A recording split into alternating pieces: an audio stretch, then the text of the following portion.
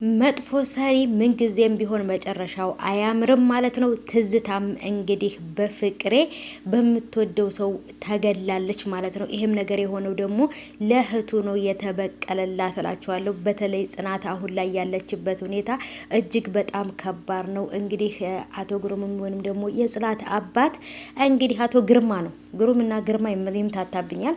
እንግዲህ ግርማ ወጥቷል ማለት ነው። የጽናት አባት ከሆስፒታል ወጥቷል።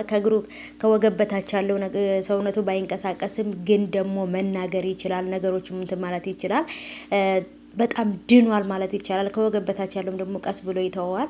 ናሆም እንግዲህ ወደ መስሪያ ቤቱ ሰደኝ ብሎት ወስዶት ከናሆም አባት ከተፋጦ ነበር። ናሆም ተስፋዬ ብለው ነበር ስማቸውን ቀይረው እንትን ያሉት። እውነት ለመናገር እጅግ በጣም ከባድ ነው የወሰኑት ውሳኔ ማለት ነው። ፍቅሬም ደግሞ ልጁን ይዞ ከሀገር ወጣ ማለት ነው። እንግዲህ ሊወጣ ነበረ። አሁን ላይ ቦታው አልወጣ የሚለውን በቀጣይ ክፍል ነው የምናየው። ሰላም ሰላም፣ ውድ የተከበራችሁ የቻናሌ ተከታታዮች እንዴት ናችሁ? ከኔ ጋር ሁሉ ሰላም ነው። ሰላማችሁ ይብዛልኝ ባላችሁበት ውድ ቤተሰቦቼ። ለቻናሌ አዲስ ከሆናችሁ ሰብስክራይብ እያደረጋችሁ ቤተሰቡ ነው። ነባሮች ደግሞ እንኳን በሰላም መጣችሁ ብያለሁ ውዶቼ።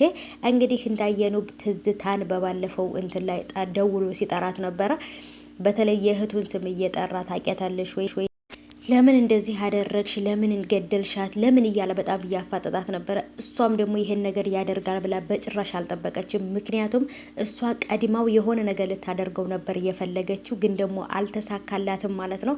ቀድሟታል። ምክንያቱም እህቱን ከገደለች የሱ እህት እንደሆነች ስለምትነግራት ስለምታውቅ እኔንም ትገለኛለች ብሎ ወይንም ደግሞ የሆነ ነገር ታገኛለች ብሎ ስለፈራ ቀድሟታል ማለት ነው። ፍቅሬ እውነት እኔ በጣም ደስ ብሎኛል። ምክንያቱም እኔ ግን ሳስባት ትዝታ የምትሞት አይመስለኝም። ትዝታ ጭራሽ 2 ነፍስ 3 ነፍስ ያላት ነው የሚመስለኝና ከጭካኔዋ የበዛ ማለት ነው ውዶቼ። እንግዲህ አንዳንድ በጽናት አባት እንትን የምንለው ነገር አንድ ነገር አለ። ምክንያቱም አንዳንድ ጊዜ ወደ ትዳር ሲገባ ነገሮችን አይተን ካልገባን እንደዚህ በአንድ ሰው የተነሳ ህይወታችን ምስቅልቅሉ ይወጣል። በነገራችን ላይ የጽናት አባት ከዚህ በፊት ከትዝታ ጋር የጽናት እናት ሳያገባ በፊት ከትዝታ ጋር ፍቅረኛሞች ነበሩ ማለት ነው። ከዛን ከትዝታ ጋር አልስማማ ሲል ነበረ በአጋጣሚ የጽናትን እናት አግኝቷት የጽናት እናት ጋር ፍቅር የጀመረው ማለት ነው። ታሪኩን ካላወቃችሁት ወይም ካላያችሁት ብዬ ነው። ስለዚህ መጀመሪያ የምታፈቅረው ወይንም የሚያፈቅራት እሱ ነበር። ትዝታና እሱ ነበሩ የሚፋቀሩት።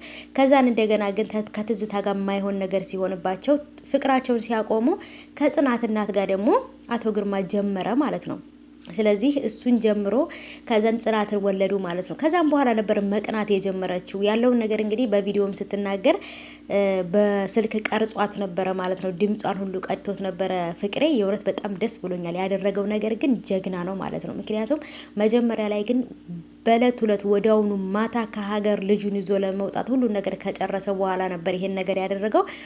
እንግዲህ በአሁኑ ሰዓት ጽናትም ያለችበት ሁኔታ እጅግ በጣም ከባድ ቢሆንም ይሄን ነገር አባቴ መስማት የለበትም እያለች ለጓደኛዋም እየነገረቻት ነበር። ይሄን ነገር አባቴ ከሰማ ይሞትብኛል እያለቻት ነበረ።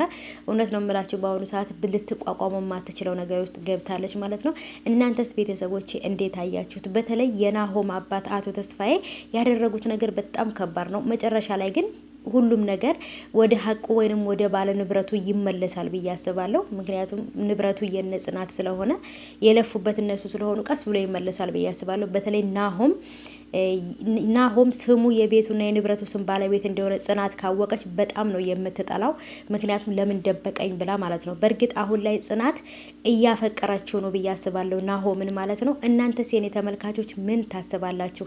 እስኪ በዛሬው የጽናት ድራማ ላይ ምን ተሰማችሁ? ኮሜንት አስቀምጡልኝ።